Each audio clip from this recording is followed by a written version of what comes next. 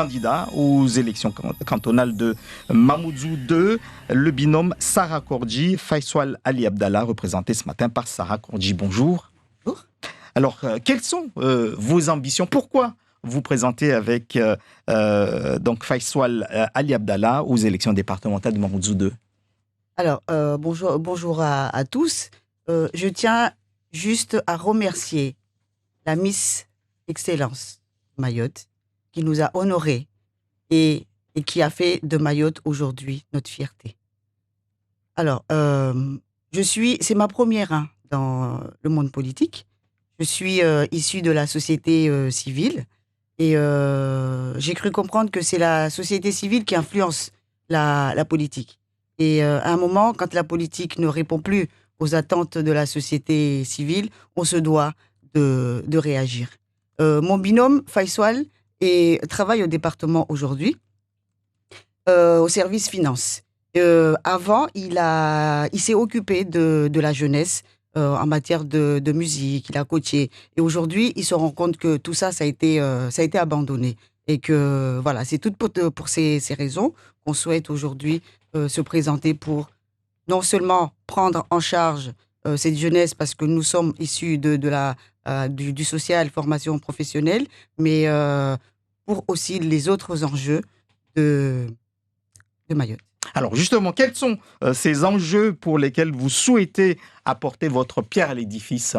Alors, dans un premier temps, on a dans notre projet, alors Imagne, c'est le seul mouvement qui souhaite mettre la dimension humaine dans la politique. Et ensuite, il a été question de construire, je pense Imagne est le premier mouvement qui a mis ça en place, construire une université de plein exercice à Mayotte, avec un vrai laboratoire de recherche. Pourquoi cette université à Mayotte? C'est pour permettre à notre jeunesse de pouvoir s'exprimer chez eux, dans leur territoire, pour éviter justement qu'ils aillent, parce qu'on sait aujourd'hui que 7% sur 1000 de nos étudiants réussissent seulement leur première année.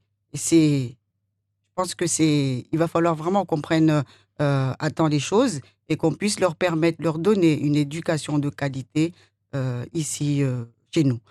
Alors, quand vous parlez de cela, on imagine l'université de Dembéni avec toutes les filières possibles? C'est ce que vous souhaitez? Pourquoi pas? On a parlé d'ambition et on a le droit d'y croire. Ailleurs, ça se fait. Pourquoi ça ne se ferait pas à Mayotte? Et les ambitions, ça serait aussi que ça soit une université, régionale, où quelqu'un qui est à La Réunion aurait la possibilité de dire par rapport au Parcoursup, je m'inscris à Mayotte. Quelqu'un qui est en métropole puisse aussi dire, écoutez, je m'inscris à l'université de Mayotte parce que ça va me permettre d'avancer dans mon parcours scolaire. Certains vont tout de suite répondre en disant d'abord il faudrait sécuriser peut-être le territoire. Que leur répondrez-vous? Écoutez, sécuriser le territoire, vous savez, je reste dans ce domaine-là. Parce qu'aujourd'hui, on dit que cette jeunesse qui descend dans la rue et qui nous empêche de vivre. On est bien d'accord.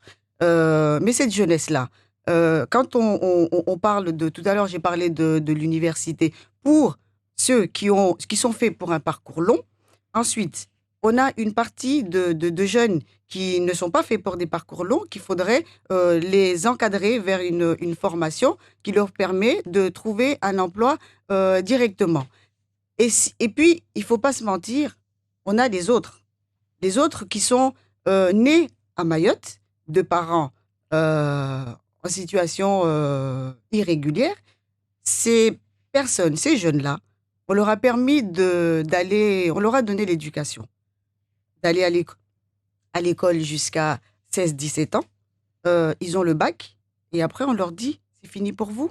On leur donne plus la possibilité d'aller plus loin. Est-ce que c'est normal? Ce n'est pas normal. On a aussi certains gamins, des potentiels décrocheurs. On le sait, on le voit. Parce que l'éducation nationale, quand on a un jeune de la 6e à la 3e, même seconde, pendant les conseils de classe, on va dire, cet enfant, on a identifié des problématiques chez cette personne. Voilà, il y a des choses qui font que cet enfant, parce que les décrocheurs, on peut les constater, mais il se passe rien. Il se passe rien. Et donc, moi, ce que je propose, c'est qu'il faudrait peut-être que l'éducation nationale, aujourd'hui, plutôt que de mettre l'accent sur l'éducation, revienne en arrière et penser aussi à la prise en charge de la dimension humaine, la vie sociale de certaines personnes. Et, pour finir, je pense que pour éviter que ces gamins descendent dans les rues, il faudrait penser à mettre des internats dans les établissements scolaires où, quand on aura identifié une personne à difficulté, eh bien, cette personne pourra être prise en charge par des éducateurs qui vont les vivre avec eux, qui pourra leur donner confiance, et peut-être que ça permettra que ces gamins-là descendent dans les rues et justement les sortir de la rue en les encadrant dans les établissements scolaires. Sarah Kordji, est-ce que le développement du département de Mayotte passe aussi par des projets ambitieux au niveau des infrastructures? Et comment le voyez-vous, si c'est le cas? Mais bien sûr. Et qu'est-ce qui manquerait aujourd'hui à Mayotte, selon vous? Moi, je vais rentrer dans... Je suis très pragmatique. Mmh. Je regarde aujourd'hui la circulation. Vous savez, Mayotte est un territoire d'études. On fait des études et on n'y voit pas la couleur. Et quand on parle de la circulation, moi, je suis à 200% d'accord pour développer les voies maritimes avec des barges qui pourraient mettre le même temps que on mettrait, par exemple, je donne un exemple, de Bandélé à Mamoudzou sans les embouteillages. Et dans ces barges-là, on pourrait également y mettre, pourquoi pas, des barges connectées avec un coin où on peut se restaurer. Développer mieux le service des transports maritimes, ou vous le voyez comment? Géré toujours par le conseil départemental? Ah oui, bien sûr. Le département n'est pas exclu. De toute façon, ça fait partie de ses compétences. Mmh. Ensuite, pour les transports routiers, on a un système simple à mettre en place, qui est efficace et qui pourrait, et à court terme, ça serait de mettre des parkings, mettre en place la circulation alternée.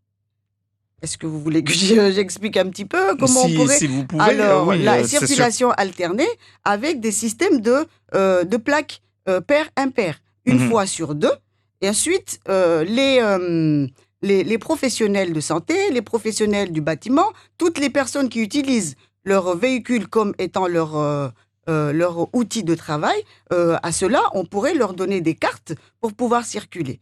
À l'intérieur, on mettrait des navettes. Et ça éviterait, et ça, c'est urgent.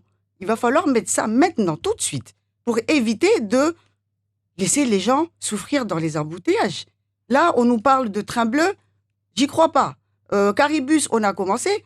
Combien de temps on va attendre encore? Et on n'a pas le temps d'attendre le train. Donc, il faut répondre urgemment à cela. Vous avez entendu parler de ce courrier envoyé il y a quelques jours par les professionnels de santé qui disent que les candidats ne parlent pas assez de cette problématique-là. Qu'est-ce que vous leur répondez?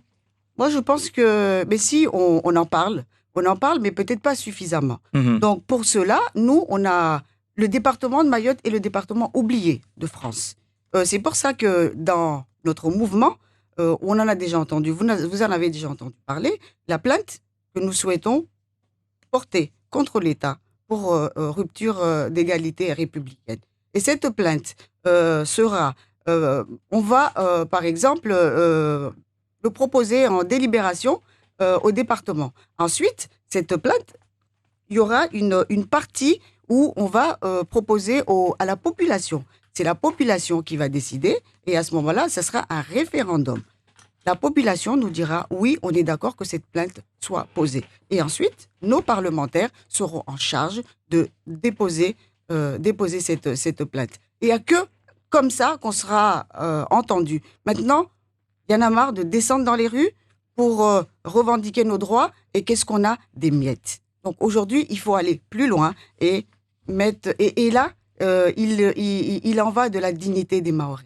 Merci beaucoup, Sarah Kourji, d'avoir été l'invitée de Zakuli. Je rappelle que vous êtes donc candidate avec votre colistier, Faisal Ali Abdallah, aux élections départementales de Mamoudzou 2.